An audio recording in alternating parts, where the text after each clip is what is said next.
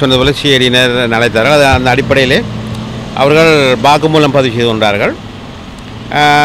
வாக்குமூலம் என்று நேரம் போதாது, இன்னும் ஒரு தினம் தேவை என்றார்கள். காரணம், அவர்கள் வழமை போல சிங்களத்திலே பதிவு செய்வதற்கான முயற்சி செய்தார். அப்போ நான் சொன்னேன், எனக்கு சிங்களத்தை வாசிக்க முடியாது, சாதாரணமாக பேச முடியும். அதேபோல தமிழிலே பதிவு செய்த காரணமாக அவர்கள் அதை மொழி மாற்றம் செய்து படிக்க வேண்டும் என்று சொன்னார்கள். ஆகையால் நான் இன்னும் ஒரு தினத்தை தாருங்கள்னு சொல்லிவிட்டு வந்திருக்கிறேன்.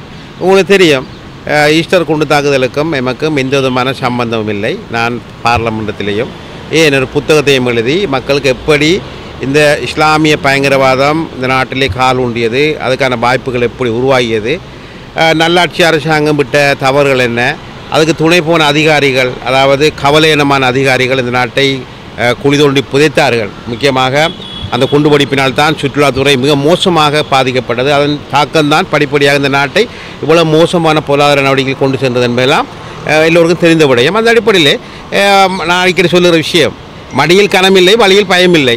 இந்த குண்டு தாக்குதலுக்கு எந்த விதமான சம்பந்தமும் இல்லை. வேண்டுமென்றால் இந்த சாதாரண மக்களை நம்ப வைப்பவர்கள் நான் பழைய விடுதலை புலிகள் போராட்டத்தில் இருந்தேன் நினைப்பதாக என்னை சாதாரணமாக இழுத்து விட பார்க்கிறார்கள். உண்மையாக நான் நேர்மையாக மக்கள் மத்தியிலே மக்களுக்காக பணியாற்றியிருக்கிறேன். இவர்களுடைய நேர்மையற்ற செயல் காரணமாக எனக்கு கிடைக்கிற இந்த ஆணையையும் தட்டி விட்டார்கள்ங்கிற கவலை இருக்கிறது. இருந்தாலும் மக்கள் பணி தொடரும். சார், இருந்தாலும் இந்த வெற்றி பெற்ற பிறகு கொழும்பு கோரின்னு சொல்லியிருந்தீங்க. இருந்தாலும் தேர்தல் வெற்றி வித்தியாசம் இருக்கா என்ன சொல்லுங்கள்? அது சம்பந்தமாகவே நான் எதிர்பார்த்தேன். மட்டக்களப்பு மாவட்டத்திலே அதிகப்படியான வாக்குகள் எடுத்து நாங்கள் மட்டக்களப்பு மாவட்டத்தை வெல்வோம் என்று கடைசியிலே ஒரு ஆசனத்தை கூட பெற முடியாத சூழல் ஏற்பட்டது.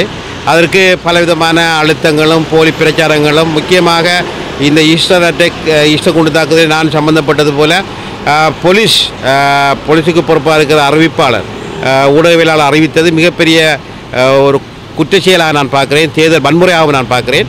அந்த அறிவிப்பு மண்டல மாவட்டத்தில் கிறிஸ்தவ மக்களை என் மீது வாக்களிக்காமல் கவலை கொள்ள வைத்திருக்கிறது. அந்த அடிப்படையில் இந்த விடயத்தை பூர்த்தி செய்து நாங்கள் நிர்வராதிகள் அரசாங்கங்கள் மாறுகிற பொழுது இப்படித்தான் மக்களை சாதாரணமாக திசை திருப்பதற்காக செய்கிற பணி என்பதை நான் நிச்சயமாக உறுதிப்படுத்துவேன். இந்த விசாரணையில்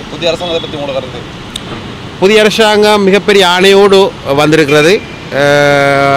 அரசாங்கத்தை கொண்டு வந்திருக்கிறார்கள் மக்கள், பெரும் வெற்றி. இந்த வெற்றியிலே புதிய அரசாங்கம் புதிய அமைச்சரவை பொறுப்பேற்றிருக்கிறது. இந்த நாட்டுக்கு நல்லது நடக்க வேண்டும், மக்கள் வெல்ல வேண்டும், அதை தான் நான் எதிர்பார்க்குறேன்.